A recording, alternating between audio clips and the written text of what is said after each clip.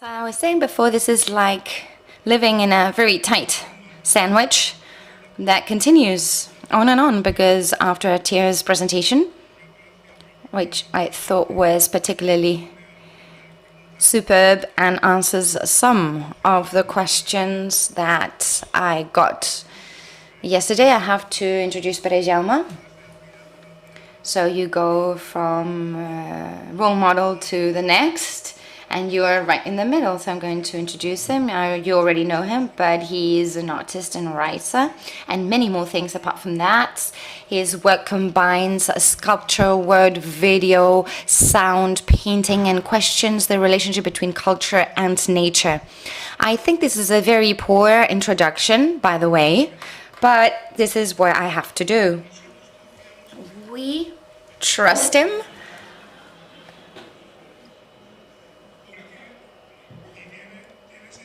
And it makes sense, actually, because I am going to read what he sends as an introduction for his 20 minutes here. He wrote, "I believe in the experience of the discourse, in the word that is present whenever it takes place, wherever it is. Rather, an excessive anticipation can destroy the potential surprise of anything that the word may want to say. I would like you to trust me as I trust in my own word, and if you will allow me, do not anticipate my story." In fact, having reached this point, except for the life of the works, I have still not solved this. Okay, nothing more to say from me. Welcome. Thank you very much for attending my presentation. Yesterday I popped up for a minute and I thought, oh my gosh, I'll be a little bit out of touch because you were requesting for practical examples, and I have brought a text that I'm going to read, and perhaps later in the debate I can get a little bit more in detail regarding practical examples. So off I go with the reading of my book, of my text rather, entitled The Life of Works, that says, "Since ancient times the desire of image makers to give life to images seems to be projected onto the craft with which artists, scientists, and craftsmen try to give life to their works. The attribution of life to works of art is a fact. Most of them are born with this expectation. Once created, works have as much interest in survival as humans can have. To survive, works must gain our attention and strive to be relevant and as meaningful as they are attractive in order not to lose it. The feeling that the works are aware of the life around them and that strengthens them is real. It is easy to perceive in the air the hunger of the works that live from the gaze we make of them. No matter how little we give ourselves to them, their self-desirous of recognition, admiration, and zeal does not stop nagging at us. Certainly, the life of works is a life that is parasitistic on our own today. The work of conservation and revival of the past has contributed to an extraordinary multiplication of the number of works with which we try to coexist. Current works and old works compete side by side for the care we can offer them.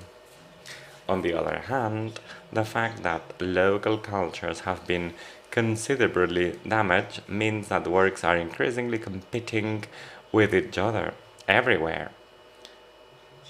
There is no need to insist on how this overpopulation of works generates an extraordinary, rather overwhelming, surplus of works for our limited attention span.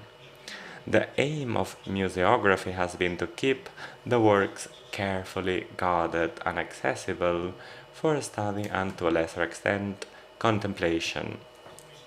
Increasingly, in all kinds of spaces and institutions of choice, classification, storage, and display, the collective effort to accommodate and preserve is enormous, including the new stock spaces and made possible by digital technology. The number of materials preserved and reproduced in these types of heritage accumulations tends to infinity. The body of artistic and literary works that collectively seek to bring to life, that we collectively seek to bring to life, is overwhelming, and their demand for attention unaffordable. Perhaps because in the current circulation of works there are tight lanes and large hold-ups, the entire planet often appears to me as a densely packed conurbation of works and more works. I don't know to what extent the overabundance of works trivializes their value, but in the face of the realization that they are not enough, the reaction of trying to hold on to more and more of them is even strange. Also surprising in this context is the survival of the perfectly forgettable. It would seem like, with so much repertoire of an offer, we should be sufficiently demanding in our choice. However, this is not the case. Rather, little is selected, or even more rarely, the selection is often opts precisely for the most publicized materials. There is certainly little effort to choose, little resistance to the immediate offer, however trivial it might be. It's astonishing. However, the fact remains to demonstrate the extent to which works of art seek to seduce in any way they can. They works come to life, they do nothing but coming to life. How passive they must be, works made as they are of our life. Without us, works are nothing. Humankind makes memory as the Pyrenees makes birches. It is possible that nature has created memory with a will to protect us from the exasperation of a permanent present. In academic culture, more and more things are because they have been. The world is becoming full of memory, and memory is becoming full of the world. But no matter how much memory we humans manage to make, all memories are mortal. Indeed, no matter how much will they have to last, all memories go through oblivion until they melt away. Destiny is opposed to eternity. Things do not last beyond a certain time. Most probably, eternity does not either. Even cosmological eternity is not an evidence. Memories leave us silently. Only childhood is eternal for some time. Also, the gods have seemed eternal for some time. As memory tools, inventories, collections, registers, indexes belong to our deepest nature. Noah's selection of a male and a female of every species that lives and breathes on the earth to protect them from the biblical flood is one of the earliest accounts of which we have any written record. An account, moreover, included in a book that, as book of books, does not cease to be another book. Collectively and individually, we are always in the process of making an inventory of life. Efforts at ordering, fixing, have been permanent. The whole of culture, from end to end, can be understood as a laborious count, always incomplete, and as fascinating as it is exhausting. In enlightened culture, there is faith in order of inventoires and in the capacity of their archiving capacity to resist the destructive force of times. Museography and archival science share this dual function of ordering and preserving. Life is mortal. Nothing can be done about it. Works are mortal. Nothing can be done about it either. Archives, however, do not seem to belong to history. They pretend to be on the sidelines. That is why works queue up in front of archives, a queue that is often alphabetical, in an attempt to enter a space in which death does not exist, or at least not at all.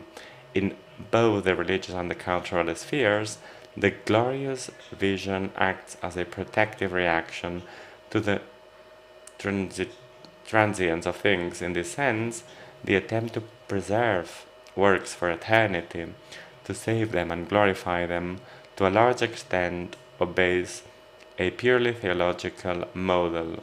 In secularized cultures, we continue to try to fabricate in order to stop being corruptible, not with the heavenly glory of our bodies, but with the worldly glory of his creations. From this perspective, there would be a prolongation of the bodies in the works and in the perennity that comes with the election and canonization of some of them, often called precisely eternal works. In the business of promoting a canon of works saved for history, the enlightened state powers are in fact as much sellers of eternity as religious powers. There is a profane glory that consists in lasting for a more or less long time in the memory of mankind, and instinctively, creators and creations do what they must to be worthy of this memory. In fact, the desire for recognition of any author obeys, to a greater or lesser extent, to a promise of life of his works beyond death. The label of eternal attributed to the so-called classical master or canonical works is pure illusion, and it is whatever the aesthetic criteria or historical relevance that make them worthy of preservation. All posterity is finite. Like any body, work decompose without remedy. It is difficult to know, in this figurative permanence, in this figuration of permanence, when we say forever, what duration we are talking about. But this forevermore has a sown end. This does not mean that the considerable permanence of certain works is not a miracle. However, the miracle further reinforces the exceptionality of what endures. After all, for some works to be considered classics, it takes thousands of thousands forced to disappear. In relation to exceptionality, and to take just one case, it is extraordinary enough that it is 600 years since the death of Ramon Llull, and yet Llull is still giving life to some words.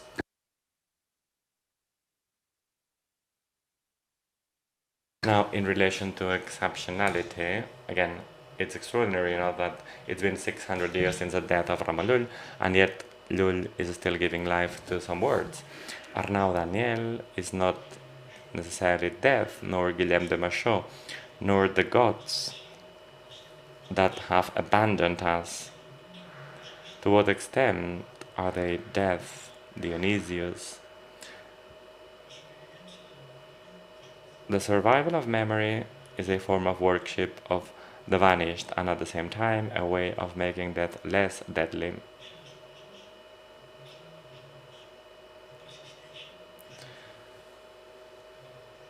In fact, a whole aspect of culture is founded on the memory of death. The elegiac quality of the forms of culture is quite evident. Like a child listening to an old man who remembers, trying not to lose the thread, elegy and continuity go together. if there is anything sustained and enduring, it is precisely this interweaving of history, of the stories in which death is before and after life, and life before and after death.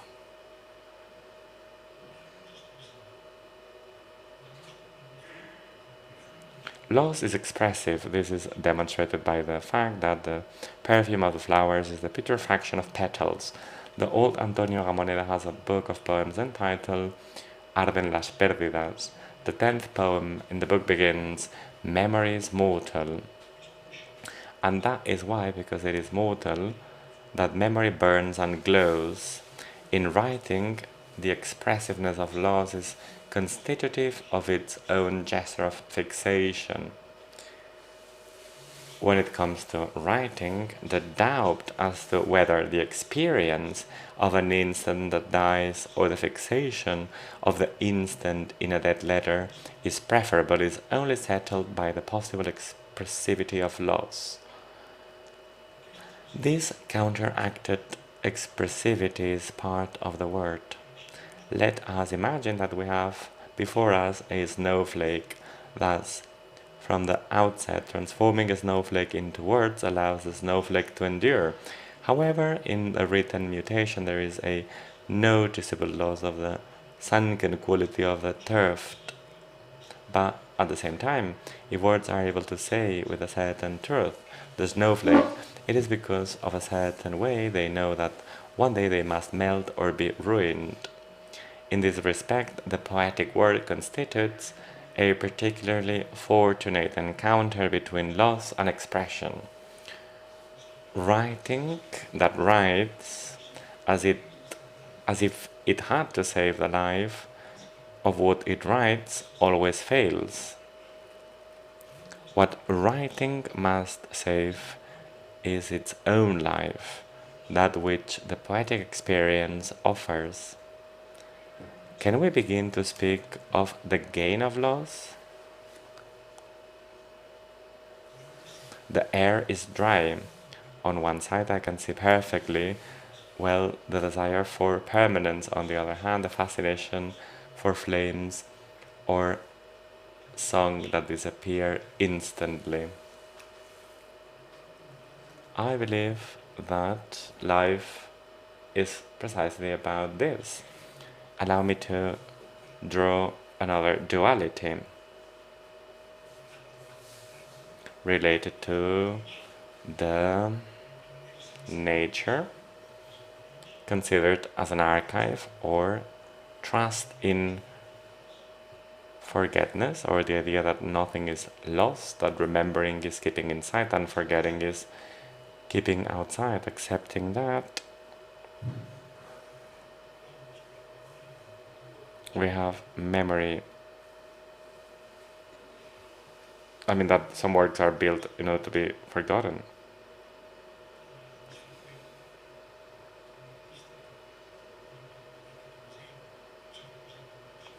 Some artists are represented with an archive, carrying an archive, to celebrate that creating and archiving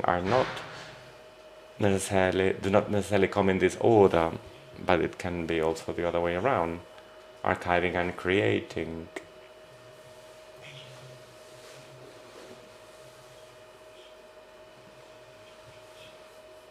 As the title of this symposium says, we have to celebrate and embrace the possibility of reversing the order. I would like to finish by reading a fragment that illustrates the archivistic and artistic practice, and I would like to do so with the image of an artist and archivist. For this I will use a poem by Vicente Andrés Astallés, and the poem is entitled Mallorca, published in 1986.